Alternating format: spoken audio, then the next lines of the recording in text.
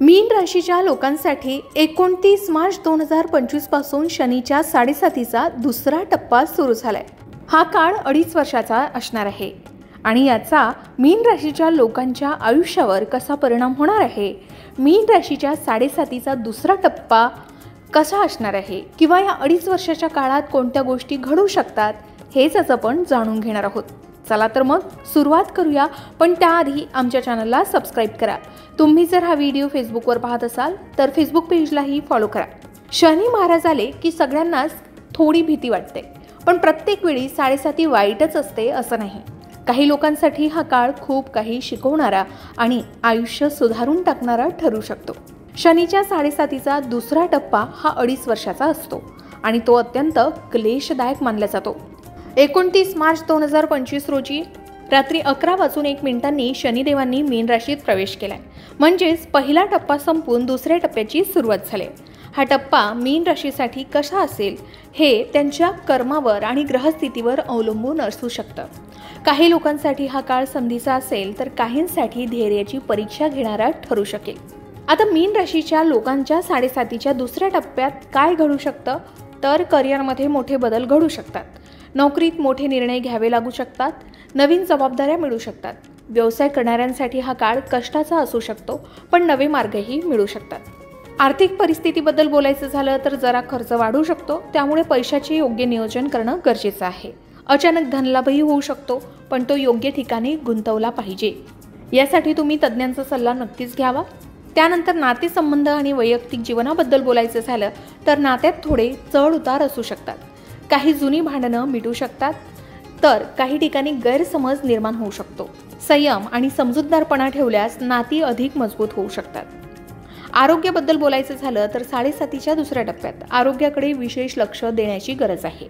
मनावर ताण येण्याची शक्यता आहे, त्यामुळे ध्यान योगा करणं फायद्याचं ठरू शकेल। योग्य आहार आणि व्यायामावर भर द्यावा। आता मीन राशीच्या लोकांनी शनीच्या 7.5च्या दुसऱ्या टप्प्यात काय करावं आणि काय करू नये, तर 29 मार्च 2025 पासून मीन राशीच्या 7.5चा दुसरा टप्पा सुरू झालाय। शनी महाराज आता तुमच्या आयुष्यात मोठे बदल घडवणार आहेत। काही गोष्टी सकारात्मक घडू शकतात, पण काही गोष्टींचा त्रास देखील होऊ शकतो, त्यामुळे योग्य वागणूक ठेवल्यास हा काळ जास्त त्रासदायक ठरणार नाही। मग या काळात काय करायला पाहिजे, तर 7.5च्या काळात संयम ठेवावा आणि मेहनत करावी। हा काळ आहे शनी महाराजांची परीक्षा पास करण्याचा। काही वेळा मेहनत करूनही लगेचच यश मिळणार नाही, पण धैर्य ठेवावं, सातत्य ठेवावं आणि खचून जाऊ नये। कोणत्याही कामात आळस करू नये, नाहीतर नुकसान होऊ शकतं। जर नोकरी किंवा व्यवसायात मोठे निर्णय घ्यायचे असतील तर नीट विचार करून घ्यावेत। जर नोकरीत असाल तर सिनियर्स आणि सहकाऱ्यांशी विनम्रपणे वागावं। नवीन संधी मिळू शकतात, पण त्याचा योग्य विचार करून निर्णय घ्यावा। कोणत्याही मोठ्या आर्थिक व्यवहारात कागदपत्र नीट वाचावी, नाहीतर फसवणूक देखील होऊ शकते। जुगार, शेअर मार्केट्समध्ये आंधळेपणानं पैसे गुंतवू नये। घरगुती आणि कौटुंबिक जीवनाबद्दल बोलायचं झालं तर घरच्या लोकांशी वाद टाळावे, विशेषतः आई वडिलांना मान द्यावा। पती पत्नींमध्ये गैरसमज वाढू शकतात, त्यामुळे शांत डोक्यानं चर्चा करावी। मित्र आणि नातेवाईकांशी अनावश्यक भांडणं सुद्धा होऊ शकतात, ती सुद्धा टाळावी। घरात देवाची पूजा करावी। शनिवारच्या दिवशी हनुमान चालीसाचं पठण आवर्जून करावं, यामुळे मानसिक आणि शारीरिक आरोग्य सुधारू शकतं। शिवाय या काळात मानसिक ताण वाढू शकतो, त्यामुळे ध्यान, प्राणायाम, योगा आवश्यक करावा। पचनाशी संबंधित तक्रारी वाढू शकतात, त्यामुळे सात्विक आहार घ्यावा। रक्तदाब, सांधेदुखी किंवा पायाच्या दुखण्याची शक्यता जास्त असते, त्यामुळे डॉक्टरांचा सल्ला घ्यावा आणि औषधोपचार सुरू ठेवावा। आता या 2.5 वर्षात शनीच्या 7.5चा प्रभाव जास्त असल्यास तो कमी करण्यासाठी कोणते उपाय करावेत, तर शनिवारी शनी मंदिरात जाऊन शनिदेवांना तेलाचा अभिषेक करावा। हनुमान चालीसा आणि दशरथकृत शनी स्तोत्राचं पठण रोज करावं। काळ्या तिळाचे दान करावे। गरजू लोकांना मदत करावी। शनिवारी लोखंड, काळे वस्त्र, काळे उडीद दान करावे। गाय, कुत्रा आणि कावळ्यांना अन्न खायला द्यावं। यामुळे बऱ्याच अंशी शनीच्या 7.5चा प्रभाव कमी होऊ शकतो। याही व्यतिरिक्त 7.5च्या काळात कोणत्या गोष्टी टाळायला हव्यात, तर आळस आणि निष्काळजीपणा टाळावा, कारण शनी महाराज हे मेहनती लोकांना साथ देतात, पण आळशी लोकांना दंड देतात।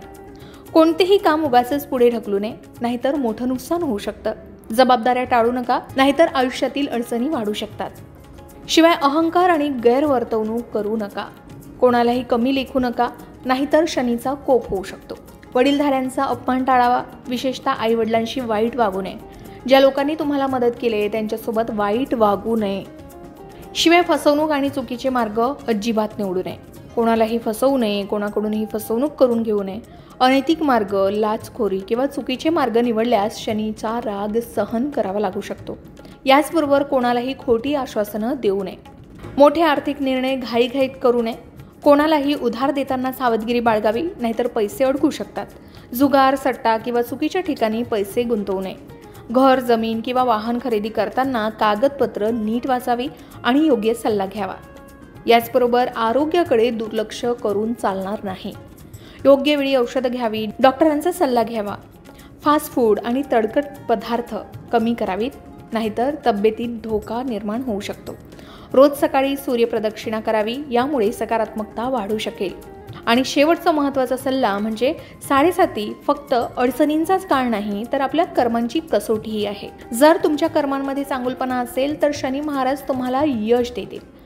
संयम ठेवावा, मेहनत करावी आणि कोणत्याही चुकीच्या मार्गाने जाऊ नये. चांगली कर्म केलीत, गरिबांना मदत केलीत आणि विनम्र राहिलं तर आपल्याला 7.5चा अजिबात त्रास होत नाही. कारण शनी महाराज संकट देतात, पण योग्य वागलात तर सुवर्ण संधीही देतात. आता मीन राशीच्या लोकांनी या 7.5च्या दुसऱ्या टप्प्यात काय शिकायला हवं? तर 7.5 फक्त परीक्षा घेण्याचाच काळ नाही, तर स्वतःला सुधारण्यासाठीही एक संधी असते. या काळात जीवनाचे महत्त्वाचे धडे शिकायला मिळतात. सर्वात महत्त्वाची गोष्ट म्हणजे प्रत्येक गोष्ट आपल्या वेगाने घडते. काही केल्यानं अपयश येऊ शकते. संकटांमध्ये शांत राहणं आणि योग्य निर्णय घेणं आपल्याला शिकायला हवं. संयम आणि धैर्य आपल्याला यातून शिकायला मिळतं. दुसरी महत्त्वाची गोष्ट म्हणजे योग्य आर्थिक नियोजन करण्यास आपल्याला शिकायला मिळतं. कारण या काळात खर्चावर नियंत्रण ठेवायला शिकलं पाहिजे. बचत आणि गुंतवणूक यांचं संतुलन राखलं पाहिजे. अहंकार टाळला आणि संवाद सुधारला तर नातेसंबंध सुधारू शकतात. कुटुंब आणि मित्रांबरोबर वेळ घालवण्याचं महत्त्वही या काळात आपल्याला शिकायला मिळतं. शिवाय आत्मनिर्भरता या काळात आपल्याला शिकायला मिळते. कारण कोणावरही अवलंबून न राहता स्वतःच्या कष्टावर भर देण्याचे प्रयत्न आपण या काळामध्ये करत असतो. नवीन कौशल्य शिकायला मिळतात, जे आपल्याला भविष्यात मदत करू शकतात. याचबरोबर ध्यान, प्राणायाम आणि सकारात्मक विचारसरणीचा अवलंब केल्यास आपल्याला अध्यात्म आणि मानसिक शांती मिळते. या काळात भगवान हनुमान आणि शनिदेवाची उपासना केल्यानं मनाला शांती मिळते. शिवाय चांगले कर्म केल्यानं भविष्यात त्याचे फळ नक्कीच मिळू शकते, हे लक्षात ठेवावं. कोणालाही नुकसान पोहोचवू नये आणि सत्य मार्गावर राहावं. यामुळे आपल्याला कर्माचं महत्त्व कळतं. तर मंडळी, 7.5च्या दुसऱ्या टप्प्यात मीन राशीच्या लोकांनी संयम, जबाबदारी, आर्थिक नियोजन, आत्मनिर्भरता आणि अध्यात्म या जीवनाच्या मूलभूत गोष्टी शिकाव्या. हा काळ कठीण असला तरी त्यातून मिळालेला अनुभव आयुष्यभर उपयोगी पडू शकतो. 7.5चा दुसरा टप्पा परीक्षा घेणाराच असेल, पण योग्य मार्गाने गेलात तर हा काळ तुमच्या आयुष्यात मोठा सकारात्मक बदल घडवून आणू शकतो. त्यामुळे भीती न बाळगता शनी महाराजांना प्रसन्न करून घ्या आणि पुढे वाटचाल करा. तर आपण मीन राशीच्या 7.5चा दुसरा टप्पा कसा असणार आहे, या काळामध्ये काय घडणार आहे, याबद्दल सविस्तर माहिती जाणून घेतली आहे. तुमची ही मीन रास आहे का? कमेंट करून नक्की सांगा. आणि आपल्या मित्रमैत्रिणींमध्ये ज्यांची मीन रास आहे त्यांना हा व्हिडिओ शेअर करायला विसरू नका. अशाच प्रकारे सणावारासंबंधित व्रतवैकल्य असतील, उपासना असतील, पूजाविधी संबंधित आणखी काही माहिती तुम्हाला हवी असेल, त्याचबरोबर वास्तुशास्त्र, ज्योतिषशास्त्र, अंकशास्त्र यांसारख्या विषयावर तुमच्या मनात काही शंका असतील तर त्या कमेंट बॉक्समध्ये नक्की विचारा. शिवाय तुम्हाला आणखीन कोणत्या विषयावरचे व्हिडिओ ऐकायला आवडतील ते सुद्धा कमेंट करून सांगा. या संबंधित संपूर्ण मार्गदर्शन तुमच्यापर्यंत पोहोचवण्याचा आमचा हा प्रयत्न आहे, तेव्हा कमेंट नक्की करा.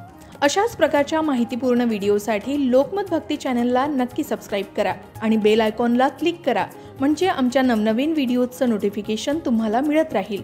तसेच योग्य आध्यात्मिक मार्गदर्शनासाठी लोकमत भक्तीच्या फेसबुक पेज आणि इन्स्टा पेजला लाईक आणि फॉलो करायला विसरू नका.